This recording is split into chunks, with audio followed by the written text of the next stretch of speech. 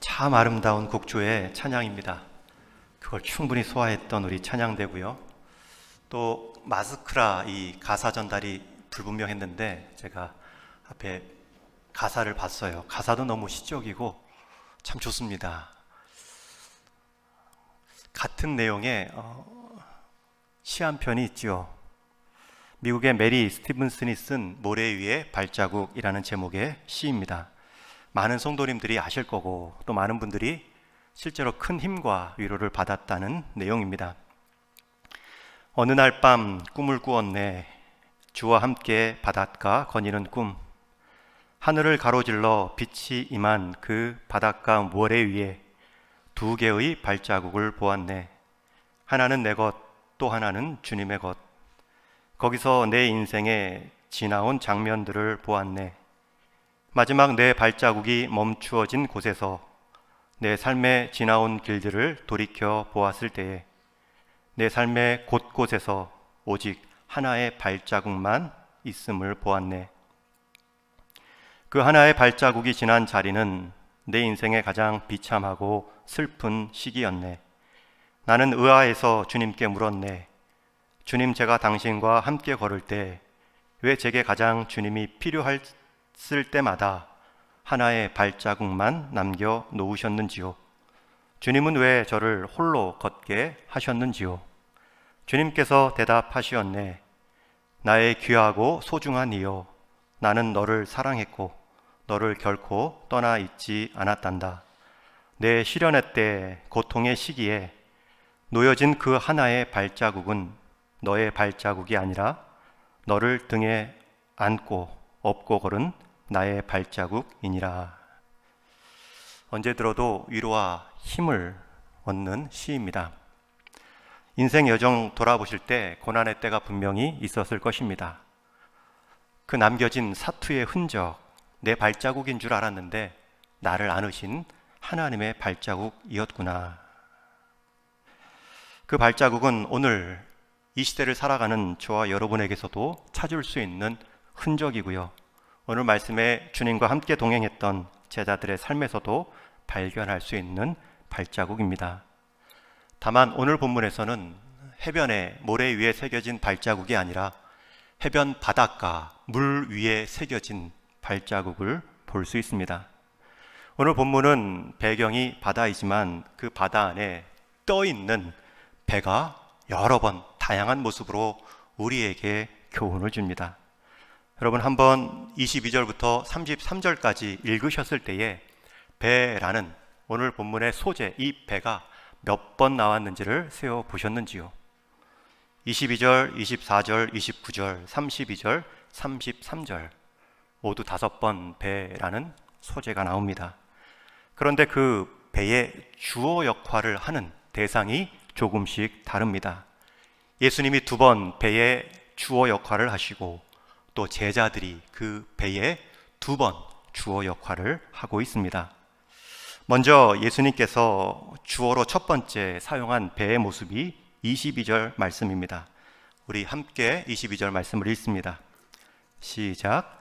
예수께서 즉시 제자들을 재촉하사 자기가 무리를 보내는 동안에 배를 타고 앞서 건너편으로 가게 하시고. 예수님께서 제자들에게 배를 타고 건너가게 하십니다. 그리고 예수님은 무리를 보내시지요. 여러분, 그 무리가 누구입니까? 바로 앞의 사건에서는 오병이어의 사건입니다. 예수님의 오병이어, 떡 5개와 물고기 2마리로 남자만 5,000명, 그 외의 사람들까지 풍성히 먹은 그 사건들 후에 예수님이 그들을 보내십니다. 그리고 제자들을 먼저 배를 태워 건너편으로 갈릴리 바다를 건너가게 하시죠. 여러분, 그 건너편에는 누가 있습니까? 34절 이하에 보면 온갖 병든 자들이 예수님을 기다리고 있습니다. 그곳에 제자들을 먼저 보내고 계십니다. 여러분, 이 배의 출발은 제자들이 아니었습니다. 배의 출발은 예수님이 명한 예수님이셨습니다. 여러분, 이런 면에서 우리 인생도 우리가 출항한 것이 아니죠. 주님께서 저와 여러분, 우리 인생을 출항시키셨습니다.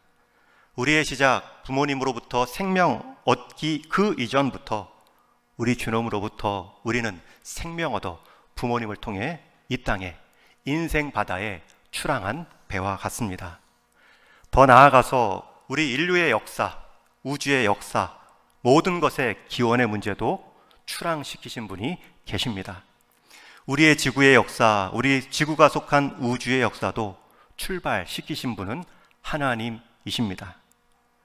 그 하나님을 인정하지 못하는 인생들은 이유를 알 수 없는 우연의 반복으로 시간의 흐름과 함께 오늘 우리까지 이르렀다라고 말합니다. 여러분, 그렇게 말하는 사람들은 출발을 알 수 없으니 끝도 알 수 없다 말합니다. 그러나 우리는 출발을 알기 때문에 끝도 아는 인생입니다.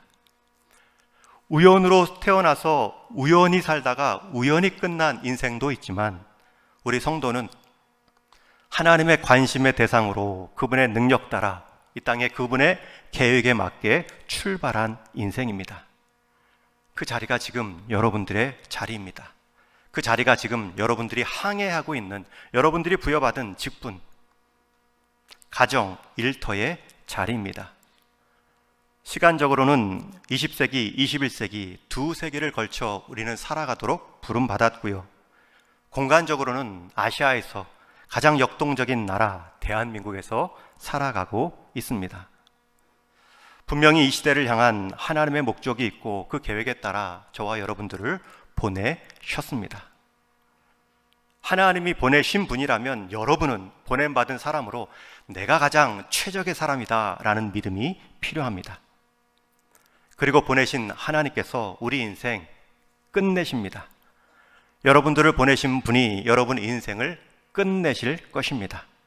그러니 보내신 분을 알고 돌아갈 자리가 아는 우리 인생 가운데 가장 중요한 것은 보내시고 우리를 받으실 그분과의 관계, 그분과의 동행이 가장 중요합니다. 이어서 24절에 보면 두 번째 배가 나옵니다. 이 배의 주어는 제자들입니다. 그렇게 예수님께 보냄받은 배의 모습을 말해주는데 우리 한번 또 같이 읽겠습니다. 시작.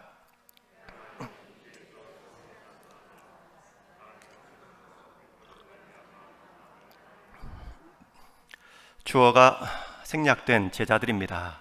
제자들이 탄 배가 이미 육지에서 술이나 떠나 거스르는 바람, 물결치는 큰 풍랑을 맞게 됩니다. 여러분, 예수님이 보냈는데도, 그 보낸 바다에 순종하고 갔는데도 그 바다에는 풍랑이 있을 수 있습니다.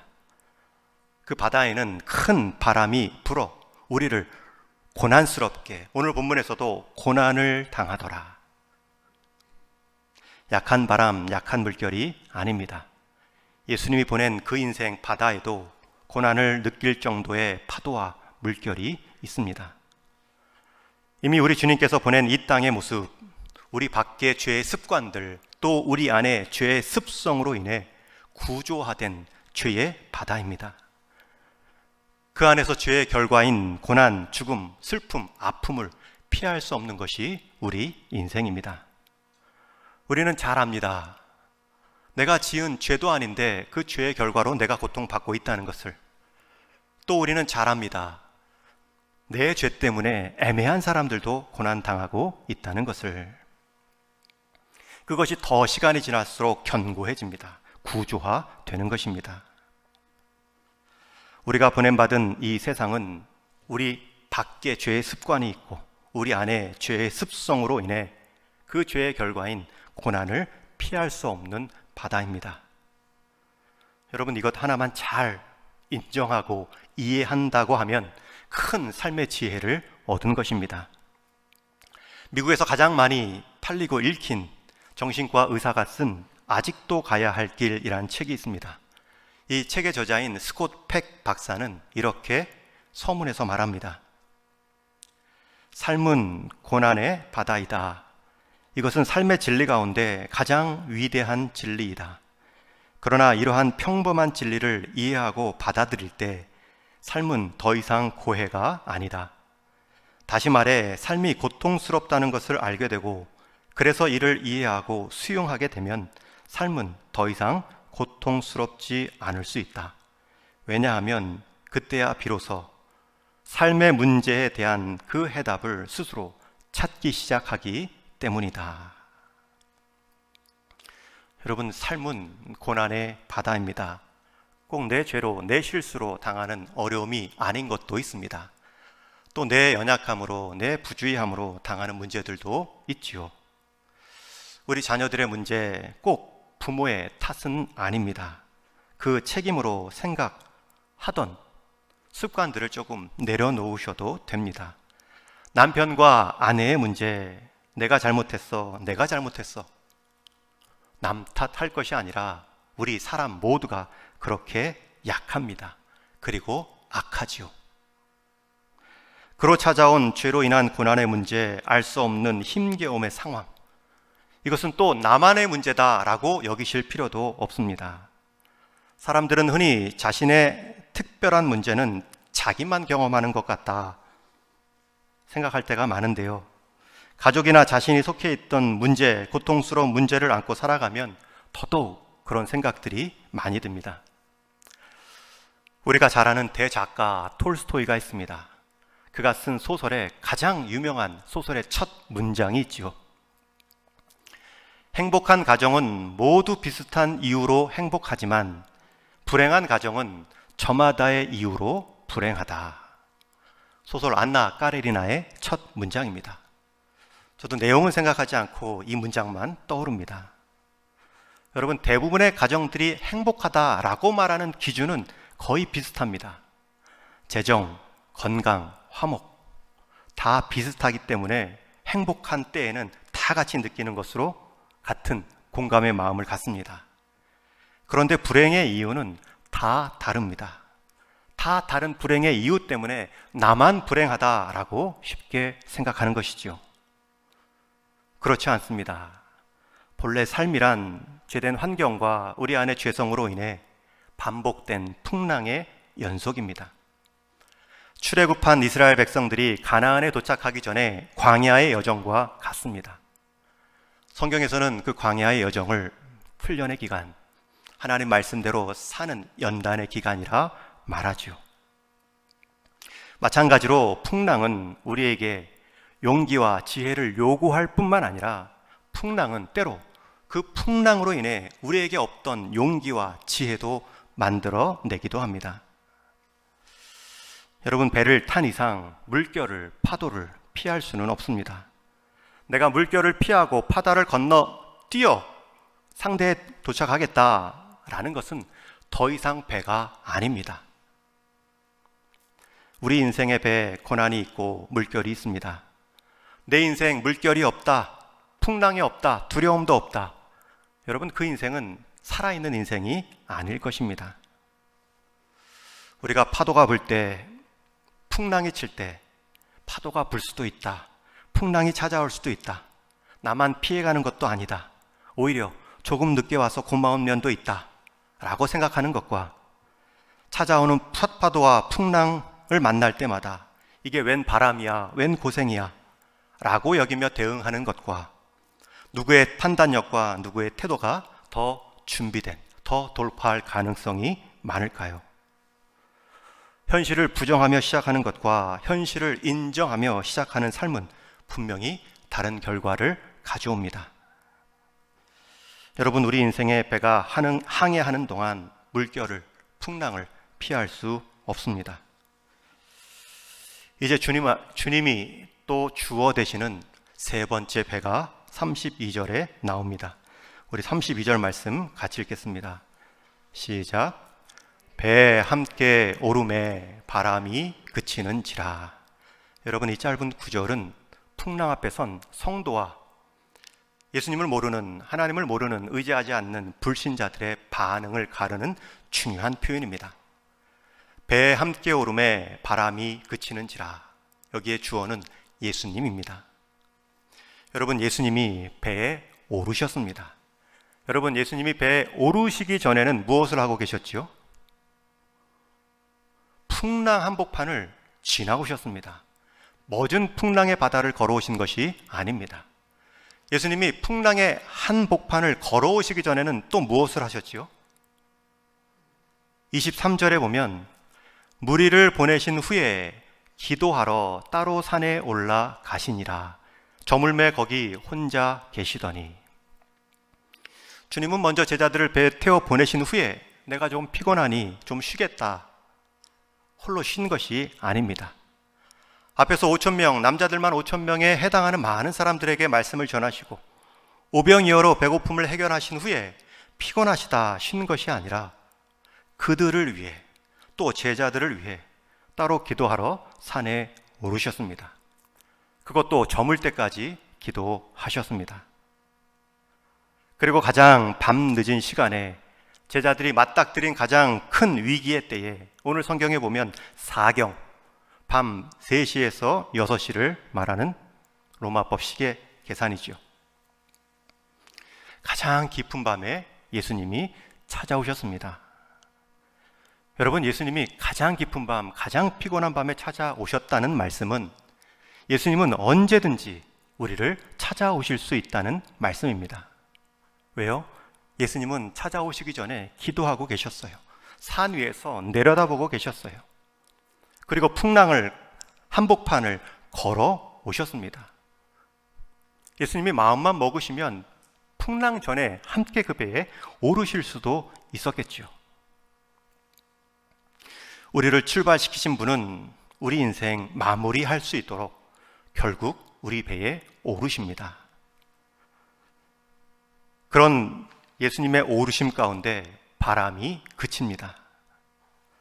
여러분, 이때 중요한 것이 그 과정, 예수님의 찾아오심 속에 보인 제자들의 반응입니다. 제자들은 예수님을 알아보지 못하고 유령이다 놀라 예수님께 그 마음을, 그 믿음을 표현하지 못합니다. 사실 그 두려움, 바다뿐만 아니라 그 두려움에 사로잡힌 그 마음 때문에 예수님마저도 못 알아본 것이지요. 흔히 개에 대한 두려움, 물리거나 쫓긴 경험이 있는 분들은 다른 개 앞에서도 같은 무서움을 느낀다고 하지요. 물에 대한 두려움 있는 분들도 물 곁에만 지나가도 아찔하다 합니다. 차에 대한 사고를 크게 경험하신 분도 운전대를 다시 잡을 수 없다 말씀하십니다. 놓인 상황보다 그 상황으로 인한 놀란 내 모습, 그것이 더 상황을 왜곡하는 것입니다. 제자들이 지금 그렇습니다. 예수님을 유령이라, 다가오는 예수님의 해법을 알아보지 못했습니다. 여러분, 우리도 그럴 수 있습니다. 두려운 상황에서 정말 더 두려워해야 될 것, 조심해야 될 것은 이미 두려움에 사로잡힌 내 마음입니다. 앞에 펼쳐진 두려운 모습보다 더 두려운 것은 이미 결론 내린 내 굳어버린 마음입니다. 여러분, 그때는 오늘 본문을 기억하십시오. 그리고 쉼호흡을 하십시오. 주님을 조용히 찾으시고 시편의 다윗의 고백처럼 여호와는 나의 목자이시니 여호와는 내 인생 항해의 선장 되시니, 찾아오실 주님을 기다리십시오. 실제로 예수님은 찾아오셨고요. 그렇게 두려워하는 제자들을 향해 안심하라, 나니 두려워하지 말라 27절에 말씀합니다. 여러분, 풍랑이 불 때 가장 먼저 우리의 해법은 주님 올라타시기 전에 주님의 말씀을 듣는 것입니다. 반드시 찾아오실 주님, 안심하라, 나니 두려워하지 말라, 이 음성을 듣는 것입니다. 그분은 여전히 여러분들의 상황을 지켜보시고 여러분들을 위해 기도하십니다. 그리고 가장 위기의 때라 여겨지는 그때에도 능히 찾아오실 수 있는 분이십니다. 그리고 말씀하시죠. 안심하라, 나니 두려워 말라. 여러분, 이 말을 들은 제자들의 반응이 무엇입니까? 제자들의 입장에서는 왜 지금 오셨습니까? 풍랑이 치기 전에 오셨으면 두려움도, 이 고생도 하지 않았을 것 아닙니까? 여러분, 그러나 때는 우리가 정하는 것이 아닙니다. 중요한 것은 주님은 언제든지 올 수 있고요, 가장 위기의 때도 우리에게 반드시 오신다는 사실입니다. 그런 분께서, 기도하신 분께서, 풍랑까지 뚫고 오실 수 있는 분께서 오신 그때가 가장 우리에게 적기임이 분명합니다.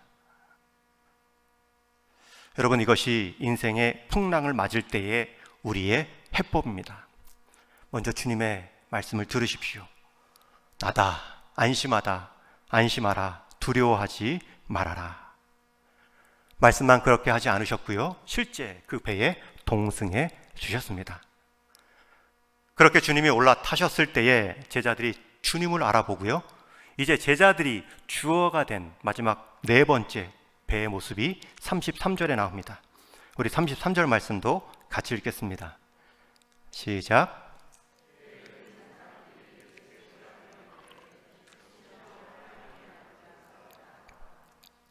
여러분, 오르자마자 풍랑이 멎었습니다. 그랬을 때 제자들의 첫 번째 고백은 무엇입니까? 아, 이제 살았다. 이놈의 지긋지긋한 풍랑이 끝났구나가 아니었습니다.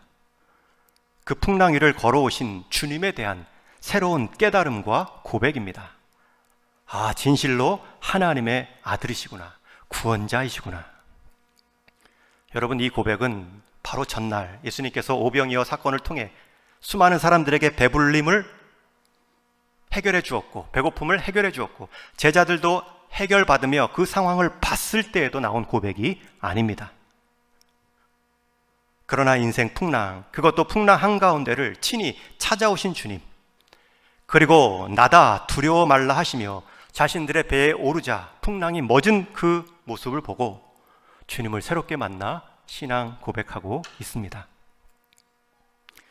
여러분, 우리 인생 항해의 궁극적인 기쁨, 궁극적인 목적은 무엇입니까? 풍랑을 안 만난 것이 기쁜지요? 아니면 풍랑을 주님과 함께 통과한 것이 기쁜지요? 우리 인생의 궁극적인 목적은 무엇입니까? 풍랑을 안 만나서 예수님에 대한 신앙 고백이 요만큼인지요? 아니면 풍랑을 만난 후에, 통과한 후에 예수님에 대한 신앙 고백이 새로워진 모습인지요? 저는 오늘 본문 말씀을 보며 이것이 단순한 인생에 반복되는 사건뿐만 아니라 이것이 전 우주 역사를 관통하는 하나의 원리이구나라는 묵상을 했습니다. 서두에도 말씀드린 것처럼 여러분, 우리 인생, 이 우주를 출항시키신 분은 하나님이십니다. 그러나 우리의 자율권을 잘못 써서 범죄하지요. 죄의 바다 가운데 빠집니다. 그 바다를 예수님이 찾아오셨습니다. 그리고 우리 인생 배에 오르셨고요, 그리고 그것을 경험한 자들로 하나님의 아들이십니다. 참된 예배를 경험합니다. 여러분, 우리가 마지막 날 하나님 앞에 섰을 때에도 결국 우리가 드릴 하나님에 대한 바른 예배, 우리가 믿음으로 통과한, 정말 하나님이 도우셨습니다 라는 그 신앙 고백이 하나님 앞에 섰을 때에 하나님이 기뻐하시는 참된 신앙 고백이 될 것입니다. 여러분의 인생 신앙 고백에는 하나님에 대한 이해, 하나님에 대한 감격이 얼마나 크신지요? 하나님 앞에 섰을 때 내 인생 나만 받은 은혜가 있는데 그것을 얼마만큼 하나님에 대한 감사로, 신앙 고백으로 준비하고 계신지요? 저는 우리 동인의 모든 성도님들이 다른 것 다 내려놓으시고요, 제 인생 이 육신의 삶 동안 이런 하나님을 경험했습니다. 아, 하나님이시군요. 그 신앙 고백만큼은 누구보다, 다른 어떤 성도보다 풍성하게 가꾸어 갈 수 있기를 주님의 이름으로 축원합니다. 마지막으로 배 하나가 더 나오는데요, 그 주어는 예수님도 아니고 제자들도 아닙니다. 오늘 본문 흐름 가운데 에피소드 같이 들어있는 사건입니다. 이 배의 주어는 베드로입니다. 제자들이 모두 예수님을 보고 유령이다, 귀신이다, 두려워 떨 때에 안심하라, 나니 두려워 말라, 이 말을 들은 베드로가 예수님께 요청합니다. 만일 주님이시거든 나를 명하사 물 위로 오라 하소서. 정말 주님이시면 제가 물 위로 한번 가서 주님 만나고 싶습니다. 오라 하소서. 예수님이 오라 하지요. 그런 인생 오라 하지요.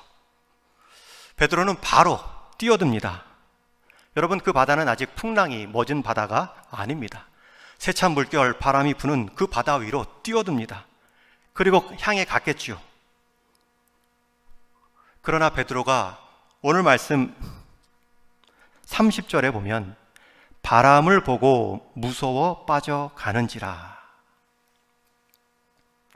베드로가 바람을 보고 무서워 물에 빠져들어갑니다. 곧 바람을 보고 무서워 물에 빠져들어가서 나를 오라 하소서, 이 외침이 나를 구원하소서로 바로 바뀌었습니다. 여러분, 이 외침이 왜 바뀌었습니까? 바라봄의 대상이 바뀐 것입니다. 나를 오라 하소서, 오라, 주님만 보러 갔다가 덜썩 물 위에 뛰어들었더니 풍랑과 바다가 보이는 것입니다. 그 시선으로 마음을 두었더니 그 보이는 상황에 압도되어 물에 빠져 들어갔습니다. 그래서 예수님도 베드로가 물에 빠져 들어갈 때에 그에게 이렇게 말씀하십니다. 31절 같이 읽습니다. 시작.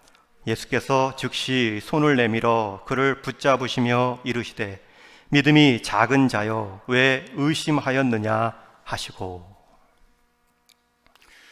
오라 했으면 오라 하신 주님을 보고 갔으면 됐습니다. 근데 한편으로는 주님도 보이지만 뛰어내린 바다도 보이는 것입니다. 주님은 풍랑의 때에 풍랑을 보지 않고 주님만을 보기를 원하십니다. 주님은 풍랑으로 주님이 가려워지기를 원치 않으셨습니다. 오히려 풍랑 속에서도 그 풍랑을 뚫고 오실 그 주님의 압도되어 풍랑을 걷기 원하셨습니다. 베드로는 파도를 바라보니 파도에 삼킴 바 되었습니다. 베드로는 두려운 상황에서 주님 대신 바람, 주님 대신 상황, 주님 대신 나를 두렵게 하고 있는 이 현실을 보았기에 그 현실에 빠져 들어간 것입니다. 반대로 어떤 풍랑이 나의 삶에 몰아친다 해도 난이 두려워 말라 주님의 말씀을 신뢰하고 베드로처럼 그 두려운 마음 대신, 두려운 대상 대신 주님을 봤다면 우리의 두려움의 대상인 그 풍랑은 우리 발 아래 밟힐 수밖에 없는 대상일 뿐입니다. 지금 코로나로 건강 문제, 경제 문제, 또 그로 인한 청년들의 진로와 취업 문제, 더 나아가서 이 온라인 예배 상황 가운데 다음 세대들의 믿음의 문제, 지금 우리 앞에 닥친 풍랑들입니다. 그 풍랑들은 우리를 힘들게 할 뿐만 아니라 그러나 그 풍랑들은 우리를 더욱 주님을 바라보게 할 줄로 믿습니다. 우리가 그 과정 없이, 그 성장 없이 시간을 보낸다면 우리 인생 여정은 더 큰 풍랑 앞에서 더 큰 신앙 고백이 아니라 더 큰 불평으로만 반응하는 인생이 되어 버릴 것입니다. 우리의 일상, 우리의 일생 반복되는 풍랑이 있습니다. 그러나 더 큰 약속, 주님의 동승, 내니 두려워 말라, 안심하라, 주님의 말씀이 있습니다. 특별히 결정적일 때 유령이다 소리치지 말고요, 제자들을 찾아온 그 예수님, 내 인생에도 가장 어두운 밤에 찾아오신다 믿고 임재와 동행을 확실하며 눈을 주님께로만 고정할 수 있기를 축원합니다. 제가 아내 운전을 2달여 좋은 강사, 훌륭한 강사로 잘 섬겼습니다. 거의 지금은 멀리 고속도로까지 타고 돌아올 수 있는 실력이 되었습니다. 물론 아직 세세한 주차나 긴급한 상황에서는 어렵지요. 결혼 20년 동안 들은 잔소리보다 2달 동안 들은 잔소리가 더 많다, 그런 산고의 끝에 지금은 조금 합니다. 여러분, 근데 한번 느낀 적이 있습니다. 제가 이제는 특별한 말을 하지 않아도 그냥 옆자리에 앉아 있는 것, 동승해 준 것, 그거 하나만으로도 이 실력이 뛰어납니다. 혼자 탔을 때와 혼자 운전할 때와 느낌이 다르다 말합니다. 여러분, 제가 운전을 잘하면 얼마나 잘합니까? 10년밖에 되지 않는데. 그러나 우리 인생을 출발시키신 하나님이 우리 인생 가운데 동승해 주신다 약속해 주셨습니다. 저는 자가용 일부 시간 정도만 동승할 뿐이지만 우리 하나님은 우리 인생 여정 배 가운데 항상 동승해 주신다, 동행해 주신다 약속해 주셨습니다. 그 약속이 이사야 41장에도 이렇게 기록됩니다. 우리 한번 같이 읽겠습니다. 시작. 두려워하지 말라. 내가 너와 함께 함이라. 놀라지 말라. 나는 내 하나님이 됨이라. 내가 너를 굳세게 하리라. 참으로 너를 도와주리라. 참으로 나의 의로운 오른손으로 너를 붙들리라. 아멘. 이제 말씀을 맺습니다. 주님을 주어로 한 배 두 가지를 기억하십시오. 우리 인생 하나님이 출항시키셨습니다. 그리고 우리 인생 위기 가운데 하나님이 더 구체적으로 찾아오시며 안심하라, 두려워하지 말라. 실제로 동승, 동행을 약속해 주셨습니다. 또 우리 인생, 내가 타고 가는 우리 인생의 배를 기억하십시오. 우리 인생의 배, 풍랑을 만날 수 있습니다. 예수님 믿는다고 고난 비껴가지 않습니다. 그러나 예수님 믿는 고난이기 때문에 그 고난은 우리를 더욱 예수님께로 몰아가게 만듭니다. 그리고 그렇게 풍랑을 경험한 후에는 예수님에 대한 새로운 신앙 고백으로 참된 예배자가 될 수 있습니다. 저는 우리 동일의 모든 성도님들이 신앙의 연륜이 더할수록 신앙의 고백도 더해지는 은혜가 있기를 축원합니다.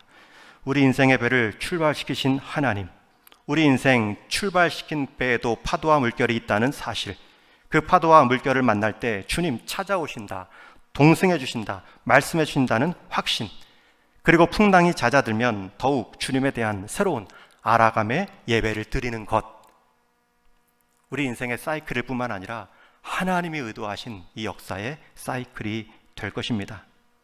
저와 여러분, 보냄받은 인생으로 끝나는 것이 아니라 동승, 동행을 보장받은 인생입니다. 우리의 인생 여정 힘겨운 시간들도 있지만 그때 왜 나 혼자 걷게 하셨습니까? 말할 것이 아니라 나를 안고 걸으신 하나님의 발자국을 찾는데 기도하십시오. 우리 주님의 발자국, 무리마저도 발자국을 남기실 수 있는 주님의 동승의 흔적을 믿으십시오.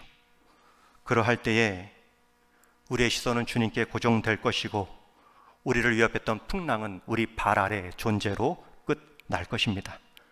그러한 인생의 수많은 주님과의 동행의 경험으로 주님에 대한 감탄사를 날마다 새롭게 준비하며 고백하는 인생 되기를 주님의 이름으로 축원합니다. 우리 같이